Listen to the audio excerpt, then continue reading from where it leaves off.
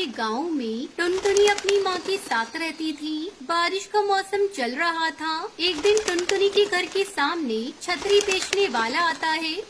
छतरी ले लो छतरी, रंग बिरंगी छतरी ले लो छतरी। माँ देखो ना, छतरी वाला आया है। कॉलेज जाते समय मैं रोज भीग जाती हूँ। मेरे लिए छतरी ले दो ना माँ।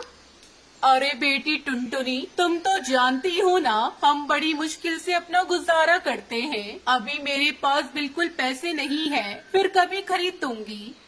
तब तक आप लोग हमारे इस वीडियो को लाइक और अगर आपने हमारे चैनल को सब्सक्राइब नहीं किया है तो जल्दी से सब्सक्राइब कर लें और कमेंट सेक्शन में जरूर बताएं कि आपको हमारी ये कहानी कैसी लगी।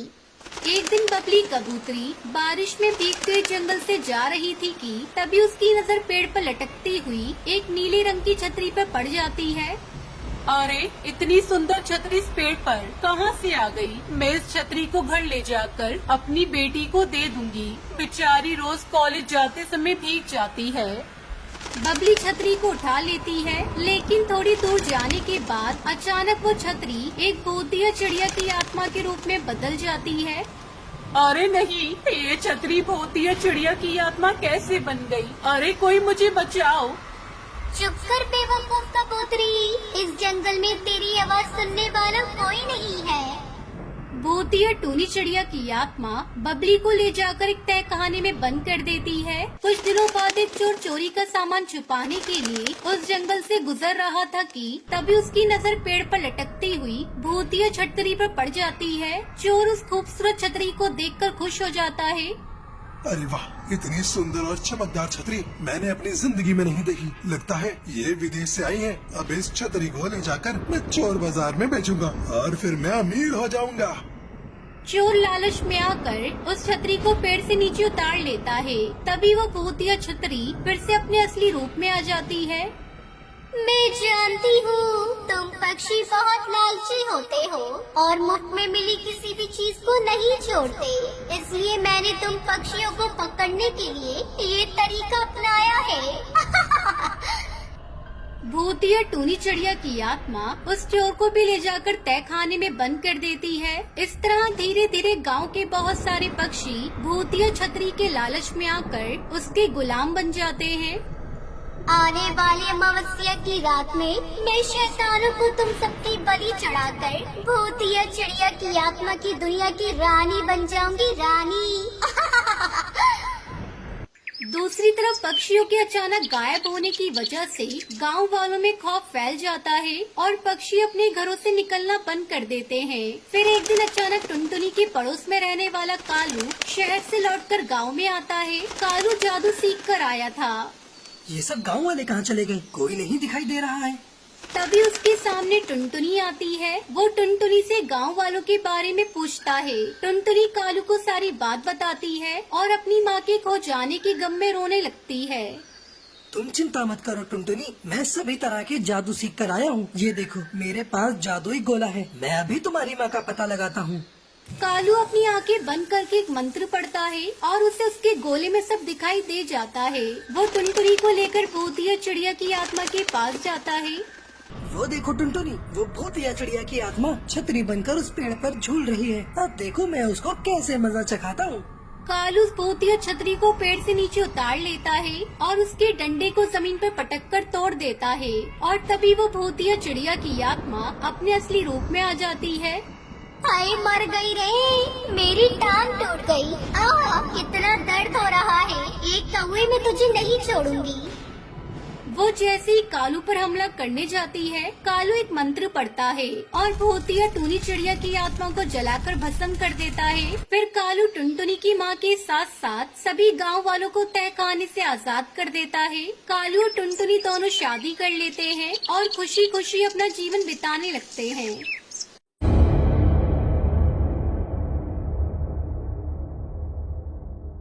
भैरवपुर गांव में टूनी चिड़िया रहती थी। वो बहुत अमीर थी। उसके अलावा उसके घर में उसकी नौकरानी टुनटुनी रहती थी। वो बहुत ही लालची थी। उसकी नजर टूनी की दौलत पर थी। एक दिन टुनटुनी अपने पति कालू कौवे से कहती है, एक कालू सुन, अगर हम दोनों मिलकर मेरी मालकिन को रास्ते से हटा दे तो फिर सारी दौलत हमारी हो जाएगी और हम जिंदगी भर ऐश करेंगे। कालू लालच में आकर टुनटुनी की बात मान लेता है। फिर एक दिन वो सभी घूमने के लिए पहाड़ी पर जाते हैं। तभी मौका पाकर कालू टूनी को पहाड़ी से धक्का दे देता है। पहाड़ी से नीचे गिरते ही टूनी चिड़िया की मौत हो जाती है। आज से इस टूनी चिड़िया की सारी दौलत हमारी हो गई। इस तरह मासूम टूनी को मारकर वो दोनों उसकी दौलत पर कब्जा कर लेते हैं। वहीं दूसरी तरफ टूनी के मरने के बाद वो भूतिया चिड़िया की आत्मा बन जाती है। अच्छा, तो इन दोनों ने मेरी सारी दौलत हथियाने के लिए मुझे मार डाला और अब मेरे घर में कब्जा करके बैठ गई हैं। लेकिन मैं इन दोनों को नहीं छोड़ूंगी। मैं इनसे अपनी मौत का बदला लेकर रहूंगी। भूतिया टूनी चिड़िया की आत्मा ये सब सोच ही रही थी कि तभी टुनटुनी कालू से कहती है, कालू, तुम तो जानते ही हो कि मुझे पंछी कितने पसंद है, लेकिन यहाँ तो एक भी पंछी नहीं है। क्यों ना हम एक बोलने वाला तोता पाल लें? अरे तुम्हारा हुक्म सर आँखों पर। मैं अभी बाजार जाकर तुम्हारे लिए एक बोलने वाला तोता खरीद कर लाता हूँ। इतना कहकर कालू बाजार की ओर चल पड़ता है। लेकिन तभी रास्ते में भूतिया चिड़िया की आत्मा एक तोते का रूप धारण कर कालू के सामने आ जाती है और वो उससे कहती है, hello, good morning Kalu, how are you? अरे वाह, ये तोता तो अंग्रेजी बोलता है, लेकिन इसकी आवाज तोते जैसी नहीं लगती। कोई बात नहीं, मैं इसे ही पकड़कर टुनटुनी को दे देता हूँ, तो खुश हो जाएगी। कालू तोते को पकड़कर टुनटुनी के पास ले आता है। हेलो, गुड मॉर्निंग टुनटुनी, कैसी हो तुम? टुनटुनी अंग्रेजी बोलने वाला तोता देखकर बहुत खुश हो जाती है। अरे वाह, कमाल हो गया। ये तोता तो अंग्रेजी बोलता है, बहुत महंगा होगा। हाँ, पूरे 10,000 रुपए देकर मैंने इस तोते को खरीदा है। तुम्हारे लिए तो मैं कुछ भी कर सकता हूँ। ये तोता तो तुम्हें अंग्रेजी सिखाएगा। तभी भूतिया चिड़िया की आत्मा कहती है, मजा तो अब आएगा। मैं तुम दोनों को ऐसा सबक सिखाऊंगी कि तुम दोनों को अपनी नानी याद आ जाएगी। अगले दिन टुनटुनी रसोई घर में दूध गर्म कर रही थी। तभी भूतिया टूनी चिड़िया की आत्मा उड़ती हुई आती है और सारा दूध उस पर डाल देती है। ओए माँ, मर गई रे, बचाओ, कोई मुझे बचाओ। तभी वहाँ कालू कौवा भागता हुआ आता है। अरे क्या हुआ? अरे, किसी ने मेरे ऊपर गर्म दूध उड़ेल दिया। कैसी बातें कर रही हो? यहाँ इस तोते के अलावा और कौन है? भूतिया टूनी चिड़िया की आत्मा मनी मन बहुत खुश होती है। अगले दिन टुनटुनी कालू के लिए खाना लेकर जाती है कि तभी भूतिया चिड़िया की आत्मा बहुत सारे कंकड़ पत्थर लेकर आती है और वो खाने में डाल देती है। अरे वाह, आज तो खाने की बहुत अच्छी खुशबू आ रही है। सच में टुनटुनी रानी, तुम्हारे हाथों में तो जादू है। लाओ जल्दी, मुझे बड़ी जोरों से भूख लगी है। कालू जैसे ही खाना खाता है उसके मुंह में कंकड़ आ जाते हैं। अरे मर गया रे। अरे पागल चिड़िया, ये तूने कैसा खाना बनाया है? इसमें तो कंकड़ पत्थर भरे पड़े हैं। मुझे नहीं पता इसमें कंकड़ कैसे आ गए। इस तरह भूतिया टूनी चिड़िया की आत्मा उन दोनों को रोज परेशान करने लगती है। लेकिन एक दिन टुनटुनी को तोते पर शक होता है। सुनो जी, मुझे तो लगता है कि हमारे साथ जो कुछ भी हो रहा है उसके पीछे तोते का हाथ है। तुम ठीक कहती हो। जब से ये मनहूस तोता इस घर में आया है तब से तुम्हारी जिंदगी नर्क बन गई है। चलो इस तोते को भी मार देते हैं। लेकिन तभी भूतिया टूनी चिड़िया की आत्मा अपने असली रूप में आ जाती है।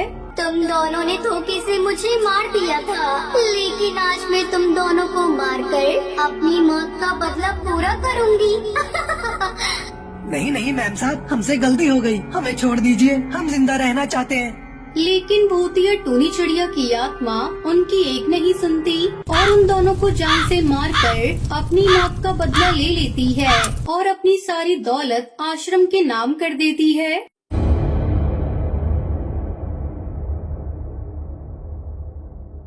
एक गांव में कालू नाम का एक गरीब इडली बेचने वाला कौवा रहता था।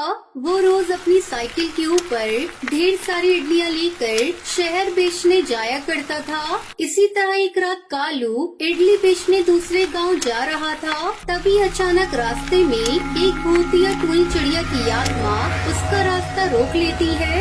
ओए ठहर जा इडली वाले, मुझे बहुत भूख लगी है। चल जल्दी से मुझे ढेर इडली खिलाओ। क्या भूतिया चिड़िया की आत्मा, तुम ये क्या कह रही हो? ओए हाँ, मुझे इडली खानी है।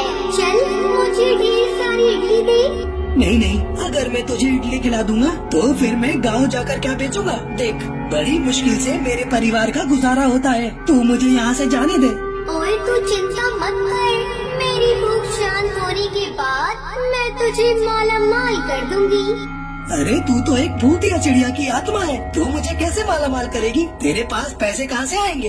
तभी अचानक भूतिया टूनी चिड़िया की आत्मा के गले में एक सोने की चैन प्रकट हो जाती है। उसकी चमक देख कालू खुश हो जाता है। अरे ये क्या, लगता है ये कोई जादुई भूतिया चिड़िया की आत्मा है। उसके बाद कालू इडली निकालकर भूतिया चिड़िया की आत्मा को खिलाने लगता है। देखते ही देखते वो बहुत सारी इडलियाँ खा लेती है। अरे वाह, तेरी इडली तो बहुत ही स्वादिष्ट है, खाकर मजा आ गया। तूने मेरा पेट भर के मुझे खुश कर दिया। तो मेरे साथ चल, मैं तेरी गरीबी दूर कर दूंगी। उसके बाद भूतिया टूनी चिड़िया की आत्मा कालू कौवे को अपने साथ जंगल में ले जाती है। वहाँ पानी से भरा हुआ एक गड्ढा होता है। ओए कालू, मेरी बात ध्यान से सुन। अब तो एक इडली निकाल कर इस पानी के अंदर डाल दे, फिर तो इस पानी से भरे हुए गड्ढे का कमाल दे। उसकी बात सुनकर कालू फौरन अपनी टोकरी से एक इडली निकालकर उस पानी के भरे गड्ढे में डाल देता है। तभी अचानक वो इडली एक विशाल रूप धारण कर लेती है और एक इडली घर के रूप में बदलकर पानी के ऊपर तैरने लगती है। ये नजारा देखकर कालू की आंखें फटी की फटी रह जाती हैं। अरे बाप रे बाप, मेरी इडली तो एक बड़े घर में बदल गई। आखिर ये चमत्कार कैसे हो गया?